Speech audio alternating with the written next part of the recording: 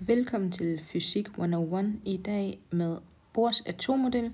Og Bohrs atommodel, det kan vi se lige her midt på skærmen. I det her tilfælde starter vi med en kerne. Den er her. Og i kernen er der 3 protoner. Og det må betyde, at vi har lithium her. Mellem de her protoner, der er der de her gule. Det er neutroner. Og de er der, så protonerne ikke frastøder hinanden. Rundt om kernen, der er der skaller. Og det her, det er så skal 1. Skal 1 kan maksimalt tage 2 elektroner, og det har den også herinde. 1, 2. Og så har den også skal nummer 2, fordi vi har brug for 3 elektroner til de 3 protoner. Så her er nummer 3, den ligger i skal 2.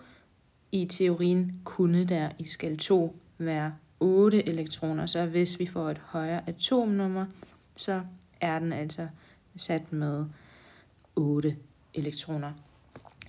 I Bohrs atommodel, der er det sådan, at elektroner altså kun kan være lige præcis i de her skaller.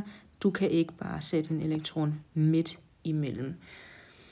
Og de her skaller, de har altså også forskellige energier, men det kommer vi til senere i en anden video.